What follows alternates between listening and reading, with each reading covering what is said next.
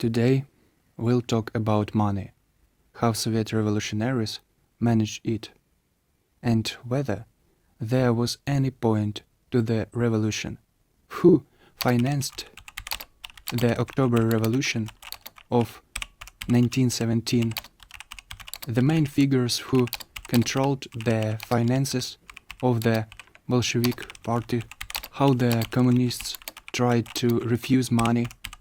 Did the Bolsheviks keep their promises? You'll learn about this in this episode.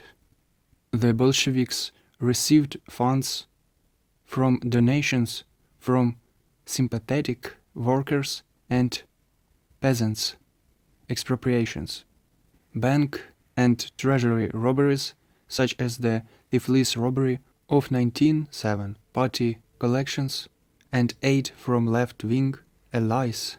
Germany wanted to weaken Russia in the First World War.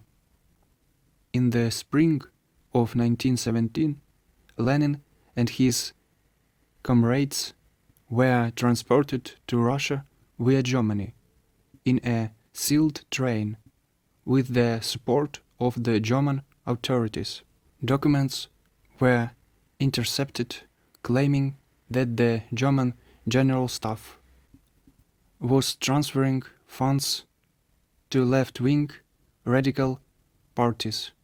Direct evidence of receiving funds specifically for the revolution is scarce and most is circumstantial. After the revolution, the Bolsheviks denied such existence. There were no legal means of financing. Therefore, the party participated in bank robberies, expropriations. It was believed that the money was taken from the bourgeois state, making it morally justified. One of the most famous robbers was Stalin. After the 1917 revolution, the Bolsheviks abandoned the practice of expropriation and concealed it as best they could, as they now controlled state resources. However, the experience of expropriation greatly influenced the habit of solving problems by force, the creation of the future ЧК, and the repressive machine, and the justification of violence for a higher purpose. Pavlus also financed the revolution. He actively participated in organizing German financial support for Russian revolutionaries. The Bolsheviks published both underground and legal newspapers. Iskra, one of the first since 1900, and Pravda, the official Bolshevik newspaper since 1912. The newspapers were sold by subscription and distributed among workers and sympathetic intellectuals. Proceeds from sales went to support the revolution. Who managed the Bolsheviks' finances? The main figures who controlled the Bolshevik Party's finances: Alexander Parvus. He proposed a plan to the Germans to destabilize Russia by financing the Bolsheviks. He acted as an intermediary between the German authorities and the Bolsheviks. Parvus managed the funds through companies and banks he controlled, transferring the money to Russia.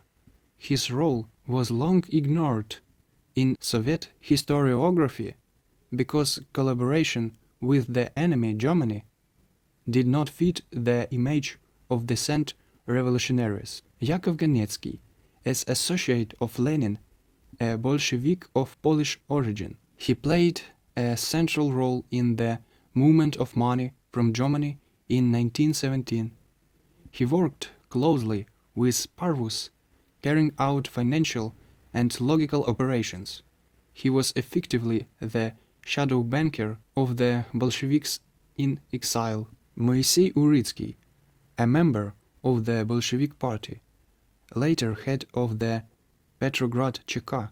Before the revolution, he participated in financial the revolutionary operations, including robberies. He was involved in the distribution of funds in the first month after October, especially for the needs of the ЧК and the suppression of the opposition.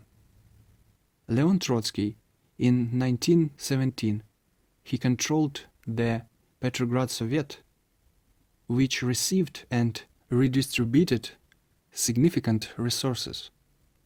He later became People's Commissar for Foreign Affairs and then People's Commissar for War, managing funds for the army and diplomatic missions.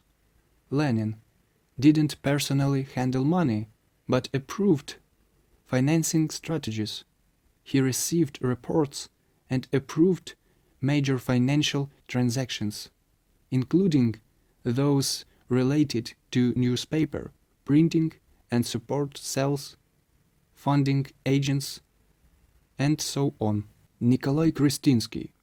After the revolution, he became People's Commissar of Finance of the RSFSR. He was responsible for the finances of the young Soviet Republic, including the redistribution of funds for the needs of the army and propaganda. Yakov Sverdlov, one of Lenin's closest associates, he managed the party treasury, secretary of the Central Committee of the RSDLPB, and then head of the All-Russian Central Executive Committee, effectively the head of state after the October Revolution, until his death. As secretary of the Central Committee, he oversaw party finances at the highest level, including funding the press, paying agents, and distributing donations. Leonid Krasin, one of the leading organizers of technical and financial support for the Bolsheviks, a professional engineer, he worked at Siemens and Halske, which gave him a unique status among revolutionaries. He knew how to handle money, technology, and logistics. He later became a Soviet diplomat and one of the first People's Commissars for Foreign Trade. He was responsible for the production of counterfeit documents, the transportation of weapons and explosives, the organization of printing presses, the storage of money and valuables, including those obtained through expropriations. The Bolsheviks also had a central committee which included a financial commission. There was a party cashier, usually the organization's secretary, who kept the books, distributed funds among the cells, and published party literature. After the revolution, these functions were legalized and the People's Commissars managed finances. What did the Bolsheviks try to implement after the revolution?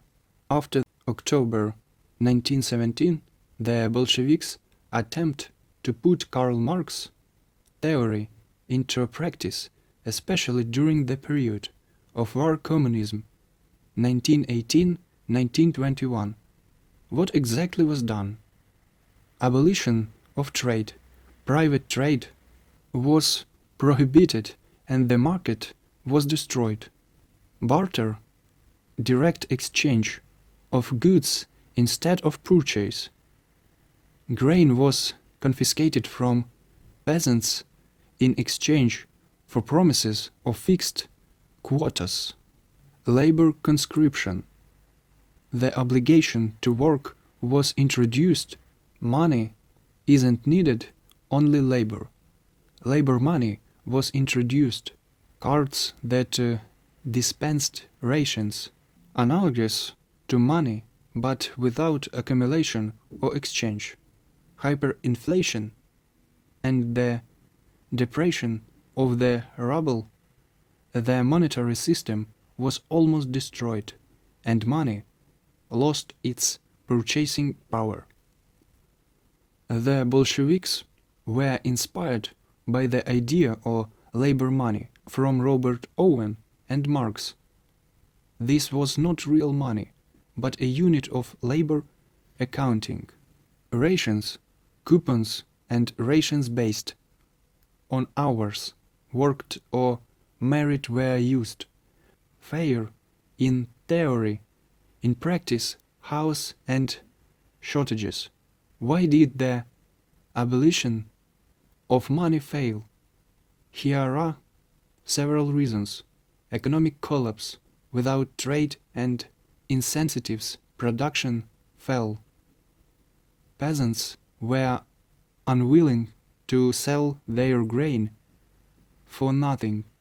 Hunger and poverty.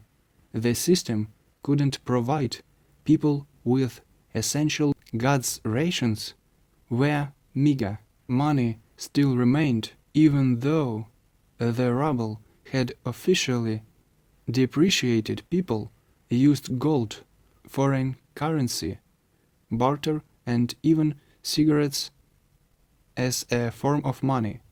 Later, they had to return to money with the new economic policy NEP in 1921. After the failure of war communism, Lenin declared the NEP. They reviewed the market, private trade, and the monetary system, the Chervonets hard currency. Lenin frankly admitted, "We took a step back only to take 2 steps forward." The Bolsheviks abandoned their attempt to abolish money and returned to market relations through the new economic policy, NEP. What did the Bolsheviks promise the people before October 1917? Before the October Revolution, the Bolsheviks issued a number of loud and specific slogans, including peace to the nations, Russia's immediate withdrawal from First World War, land to the peasants without compensation, complete redistribution of landowners' lands, factories to the workers, destructions of bourgeois parliamentarism, people's power through the Soviets, dictatorship of the proletariat, democracy for workers, participation of all workers in government. What actually happened? Yes, the Brest-Litovsk peace treaty was concluded in 1918, but under harsh conditions, with the loss of territory, and landowners' land was distributed, but collectivization began in 1928, and the peasants lost their land again. Ultimately, the land ended up in the hands of the party elite, factories, the workers. Initially, workers' control was introduced, but from 1918 management was centralized, and workers' councils were abolished. The councils became an illusion. Power passed to the party, the Central Committee, the Politburo, and Lenin personally, and then to Stalin. Workers' democracy was quickly replaced by a one-party dictatorship, repression of the opposition, the abolition of elections, censorship, and the Cheka. Despite The fact that the Bolsheviks came to power with slogans of equality and the elimination of the privileges of the exploiting classes, in practice already in the first years of Soviet power, the party and government elite was began to enjoy special living, working and everyday conditions, that is, privileges. All real power was concentrated in the hands of the party apparatus. Food and housing were distributed according to rationing, with necessary people receiving more. The party nomenclatura quickly became an untouchable caste. Specialists were in short supply, and they needed to be retained with favorable conditions. Lenin believed that deviations from the official party line could be temporarily tolerated if this strengthened the dictatorship of the proletariat. Specific privileges of the party elite under Lenin, special first category supplies, meat, sugar, butter, tobacco, out of reach for ordinary workers, movement into the best houses and apartments confiscated from the bourgeoisie, official transport and personal cars, amidst a total shortage, special doctors and hospitals, both of the Central Committee and their families, preferential access to universities, theaters and sanatoriums, inviolability, effective immunity from arrest and trial, especially after the creation of Cheka. This became the foundation of double standards in the Soviet system, one ideology but a completely different reality for the party elite. All subsequent leaders continued this tradition. Thus the people were fed with loud slogans. They were given simple, powerful, emotional formulas. They promised everything here and now. The enemies, the bourgeoisie, landowners, capitalists, were clearly identified. The Bolsheviks never really intended to give the people all the freedom and property they promised. The slogans were a temporary disguise for establishing a rigid, centralized power, and as soon as it was consolidated, all promises were revised or forgotten. The people believed the words and gave their lives in exchange for promises.